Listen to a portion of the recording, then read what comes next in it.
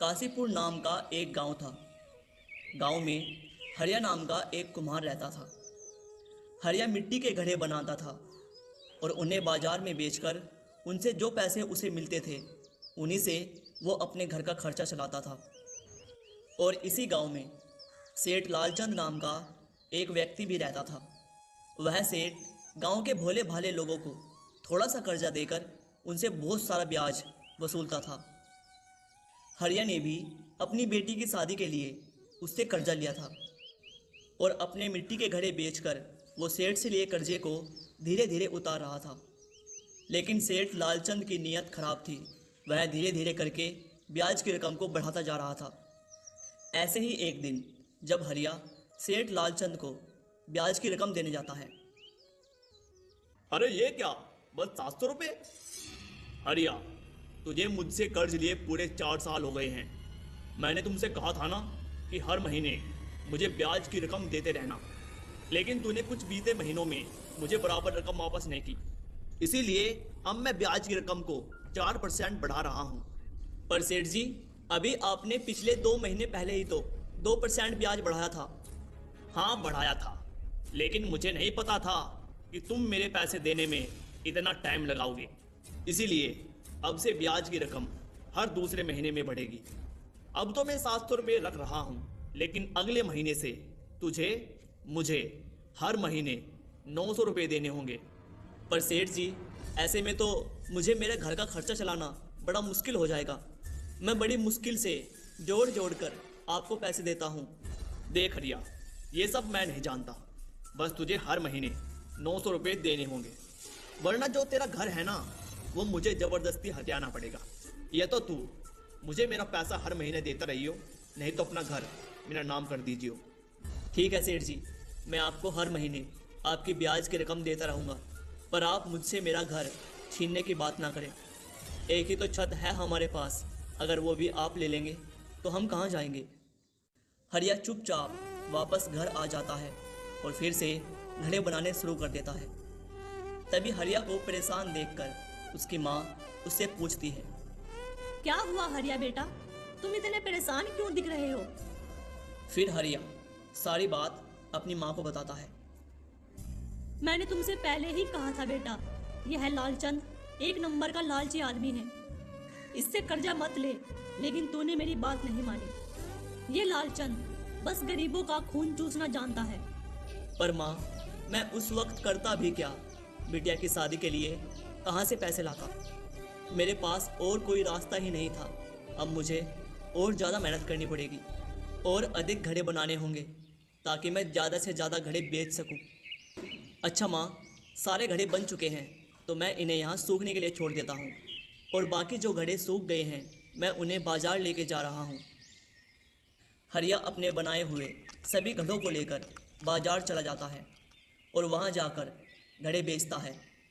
सारा दिन मेहनत करने के बाद भी वह ज़्यादा से ज़्यादा 15-20 घड़े ही बना पाता था और घड़े बेचकर जो पैसे आते थे वह अपनी माँ को जमा करने के लिए दे देता था। लेकिन अब सेठ के द्वारा ब्याज की रकम को बढ़ा देने के कारण हरिया को समस्या आ गई थी, क्योंकि सेठ ने ब्याज की रकम तो बढ़ा दी थी लेकिन हरिया की कमाई उतनी ही थी। इसीलिए अब हरिया दिन रात मेहनत करने लगा था। वो दिन रात घड़े बनाने में लगा रहता, जिससे हरिया बहुत थक जाया करता था। एक दिन ऐसे ही वह अपने आंगन में बैठा हुआ घड़े बना रहा था कि तभी एक बूढ़ा व्यक्ति उसके आंगन में आता है और उससे कहता है, बेटा, मैं अपने साथ कुछ मिट्टी लाया हूँ और मैं चाहता हूँ कि तुम मेरे लिए इससे एक बांसुरी बनाओ। बाबा, मिट्टी की बांसुरी क्यों? बांसुरी तो बांस की बनती है ना? हाँ, बात तो तुम्हारी सही है बेटा, लेकिन मैं चाहता हूँ तुम मेरे लिए इसी मिट्टी से एक सुंदर सी बांसुरी बनाओ। ठीक है बाबा, आप ये मिट्टी मुझे दे दो, मैं इस मिट्टी से ही आपके लिए एक सुंदर सी बांसुरी बना दूंगा। आप कल तक इंतज़ार कीजिए, उसके बाद आप इसे ले जा सकते हैं। ठीक है बेटा, मैं कल आता हूँ। ऐसा कहकर बाबा वहाँ से चला जाता है और बाबा के कहे अनुसार हरिया मिट्टी की बांसुरी बनाने में लग जाता है। थोड़ी ही देर में बहुत सुंदर सी मिट्टी की बांसुरी बनकर तैयार हो जाती है और हरिया उस पर गोल्डन रंग का कलर कर देता है, जिससे वह बांसुरी और भी ज़्यादा सुंदर लगने लगती है। अगले दिन बाबा अपनी मिट्टी की बांसुरी लेने आते हैं। बाबा ये लो, आपकी मिट्टी की बांसुरी बनकर तैयार है। ये बांसुरी तुम रखो बेटा, और मुझे ये घड़ा दे दो। बाबा, पर आपने तो मिट्टी की बांसुरी बनवाई थी, फिर आप इसे क्यों नहीं ले रहे? अरे बेटा, मुझे जिस काम के लिए मिट्टी की बांसुरी चाहिए थी वो काम हो चुका है। अब मुझे इसकी ज़रूरत नहीं है। मुझे इस मिट्टी के घड़े की ज़रूरत है, तो मुझे यह घड़ा दे दो। हरिया बाबा को मिट्टी का घड़ा दे देता है और उनकी बांसुरी रख लेता है।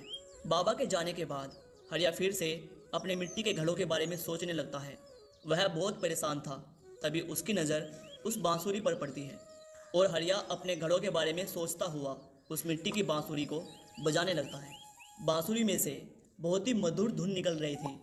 बांसुरी बजाते वक्त जब हरिया की नज़र अपने घड़ों पर जाती है तो वह देखता है कि उसके आंगन में घड़े ही घड़े दिख रहे थे। हरिया को कुछ भी समझ नहीं आ रहा था। उसने फिर से बांसुरी बजाई। वह जितनी बार बांसुरी बजाता है, आंगन में एक घड़ा और बढ़ जाता है। और हरिया की माँ यह नज़ारा देखकर बहुत आश्चर्य में थी। लगता है ये कोई जादुई बांसुरी है माँ। हाँ बेटा, लगता तो ऐसा ही है कि ये कोई जादुई बांसुरी है और वो बाबा भी कोई जादूगर या महान ज्ञानी होंगे जिसने हमारी मदद की है। आज हरिया के पास बहुत सारे घड़े थे। वो सारे घड़ों को लेकर बाजार जाता है और बाजार में जाते ही कुछ ही घंटों में उसके सारे घड़े बिक जाते हैं। आज हरिया की अच्छी कमाई होती है। वो 2 गुना ज़्यादा पैसा कमाता है। सारे पैसे लेकर हरिया अपने घर जाता है और सारी कमाई अपनी माँ को दे देता है। इसी तरह 1 महीना गुजर जाता है। हरिया ने बाजार में एक दुकान खरीद ली थी। अब वो वहीं पर घड़े बेचा करता था। हरिया की दुकान पर कई डिज़ाइन के अलग अलग घड़े थे, जिन्हें लेने के लिए लोगों की भीड़ हमेशा ही उसकी दुकान पर लगी रहती थी। माँ, ये लो पैसे, आज बहुत अच्छी कमाई हुई है। इन पैसों को आप जमा किए हुए पैसों में रख देना। कल सेठ लालचंद को ब्याज की रकम देने का दिन है। माँ, मुझे 900 रुपये दे दो, मैं सेठ के पैसे देकर आता हूँ। नहीं हरिया, अब तू सेठ को 900 रुपये देने नहीं जाएगा।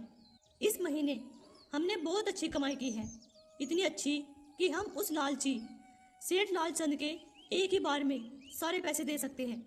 ये सारे पैसे ले जा और उस लालची लालचंद का सारा हिसाब कर देना। माँ की बात मानकर हरिया सारे पैसे ले जाता है और उस लालची लालचंद का पूरा हिसाब कर देता है। सेठ जी, अब मैंने आपका सारा हिसाब कर दिया है। अब आपका मेरे ऊपर कोई कर्जा नहीं। ठीक है, पर ये बता कि तेरे पास अचानक से इतने सारे पैसे कहाँ से आ गए भाई?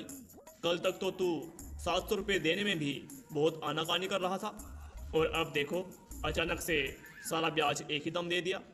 हाँ सेठ जी, क्योंकि मेरा व्यापार अब बहुत अच्छा चलने लगा है। आप गरीब लोगों की मजबूरी का बहुत ज़्यादा फ़ायदा उठाते हो।